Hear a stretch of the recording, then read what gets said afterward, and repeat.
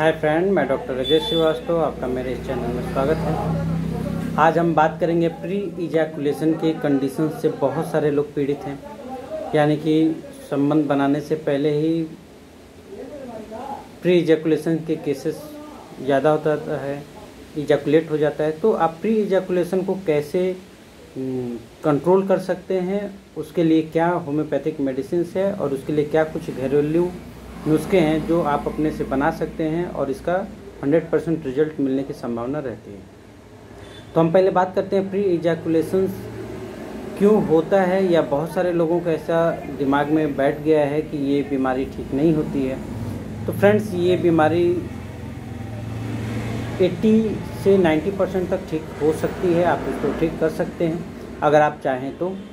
केवल मेडिसिन की सहायता से कुछ देर तक ही आप इसको कंट्रोल कर सकते हैं। तो हम बात कर रहे हैं प्री इजैकुलेशन को होने में कौन कौन से कारक होते हैं।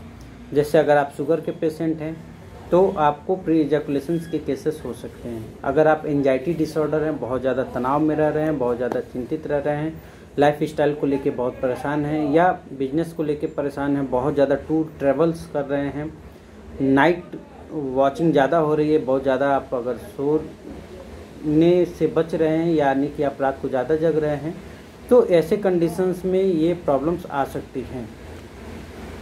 इसके लिए आपको करना यही होगा कि कुछ उपाय करने होंगे। पहला तो होम्योपैथिक मेडिसिन जो मैं आपको बताऊंगा वो आपको लेना होगा R41। रेकवेज की एक होम्योपैथिक मेडिसिन आती है R41, आप उसको ले सकते हैं। 10 बूंद आधा कप पानी में डालकर सुबह शाम इसको 2 से 3 महीने अगर आप रेगुलर यूज़ करेंगे तो R41 से आपको काफ़ी हद तक राहत मिलना शुरू हो जाएगी। दूसरी, अगर हम बात करते हैं R41 के अलावा और ऐसे क्या क्या कारक हो सकते हैं और ऐसे क्या क्या प्रॉब्लम्स हो सकते हैं जिनको आप अगर सॉल्व करें तो बहुत जल्दी आपको ये होम्योपैथिक मेडिसिन काम करेंगे। पहला, आपको 2 चीज़ मार्केट से लेके आना है, यानी कि आयुर्वेदिक दवा की दुकान से। पहला है अश्वगंधा और दूसरा है आपको लेना होगा कौच के बीज।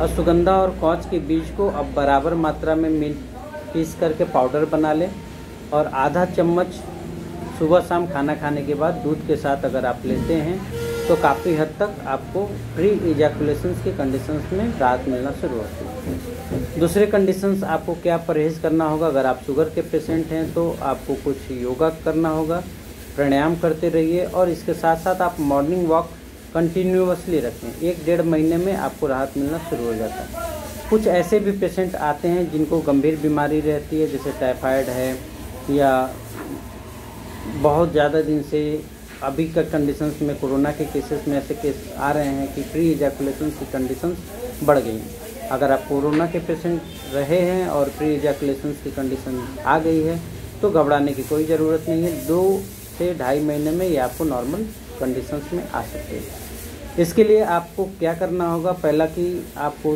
सुबह मॉर्निंग वॉक, इसके अलावा आप अर्ली मॉर्निंग जगने की कोशिश करिए, यानी कि सुबह बहुत जल्दी उठने की कोशिश करें और रात को 9 से 10 बजे के बीच में सोने की कोशिश करें। तीसरी कंडीशंस हम बात कर रहे हैं, अगर आपको कोरोना के पॉजिटिव होने के बाद प्री इजैकुलेशन की कंडीशंस आ चुकी है तो योगा के साथ आपको 2 और मेडिसिन लेना होगा। पहला मेडिसिन आता है एसिड फॉस।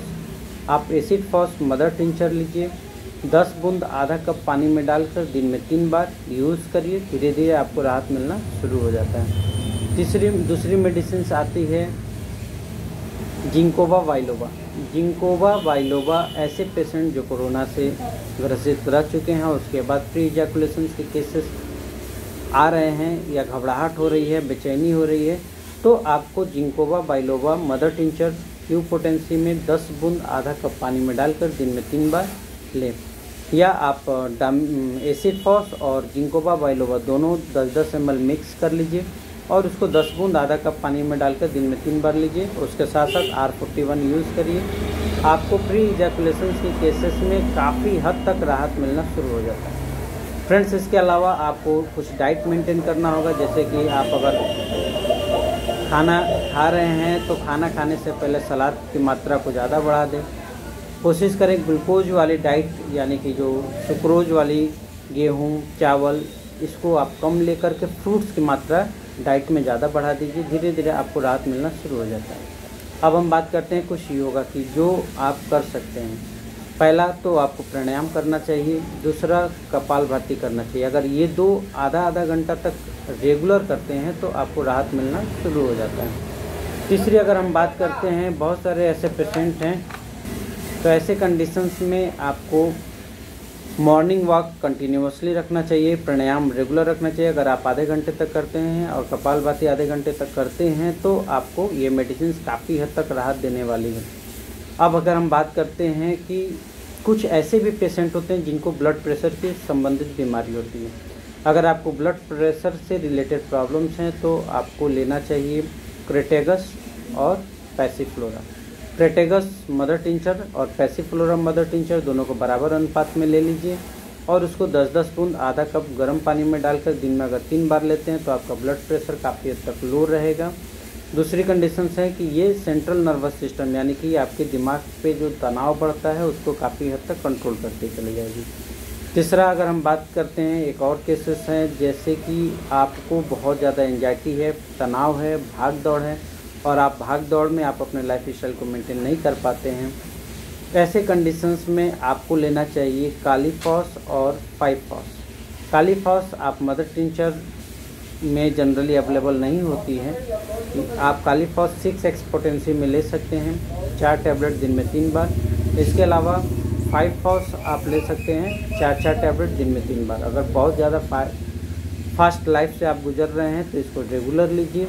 इसके साथ साथ आप R41 यूज़ कर सकते हैं, आपको धीरे धीरे काफ़ी हद तक राहत मिलना शुरू हो जाता है। अब बात करते हैं, बहुत सारे ऐसे पेशेंट हैं जो लेट नाइट वॉचिंग की कंडीशंस रहती है, यानी रात में बहुत ज़्यादा जॉब करते हैं या कुछ काम करते हैं, अर्ली मॉर्निंग वो जग नहीं पाते हैं, तो ऐसे कंडीशंस में प्री इजैकुलेशन की सिचुएशंस बढ़ जाती हैं।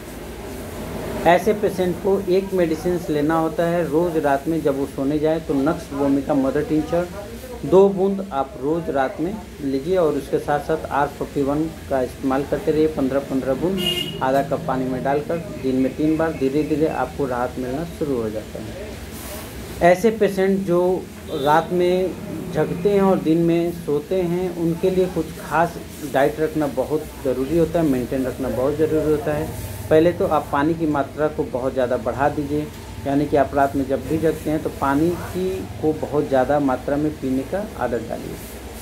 और ऐसे पेशेंट जो शुगर के हैं या जो बहुत फास्ट लाइफ में जी रहे हैं तो उनके लिए कोशिश करना चाहिए, अगर वो आप शुगर के पेशेंट नहीं हैं तो चीनी नमक का घोल रेगुलर लेते रहिए। अगर आप बाहर जाते हैं तो ये आपकी एनर्जी को बनाए रखता है और धीरे धीरे आप रात तक अपनी एनर्जी को बूस्ट कर पाएंगे। इसके अलावा एक और केसेस आती हैं जैसे फॉरगेटफुलनेस।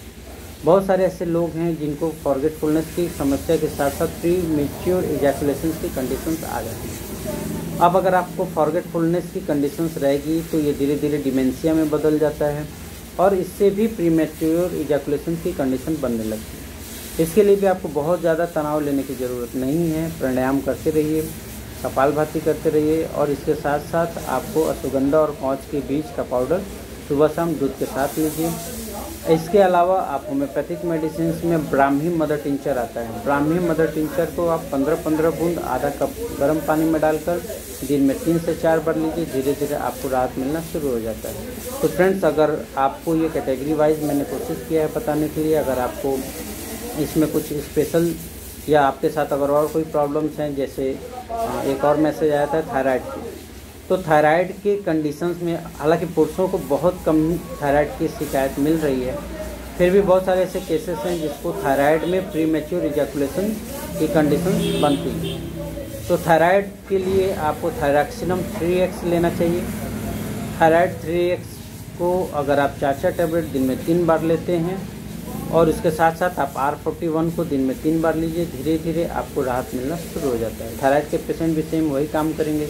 सुबह मॉर्निंग वॉक और प्राणायाम कपालभाति के साथ अगर आप इस मेडिसिन को यूज़ करते हैं तो काफ़ी हद तक, यानी कि बहुत जल्दी आपको रिलीफ मिलना शुरू हो जाता है। मेडिसिन को यूज़ करने के समय कोई प्रॉब्लम्स होता है तो आप हमें कमेंट कर सकते हैं। इसके अलावा अगर आपको और कोई एसोसिएटेड बीमारी है जैसे न्यूरो का या और कोई, तो आप वीडियो के नीचे कमेंट कर सकते हैं, हम कोशिश करेंगे आपको रिप्लाई करने के लिए। तो फ्रेंड्स, वीडियो को लाइक सब्सक्राइब जरूर करते रहें। Thanks lot.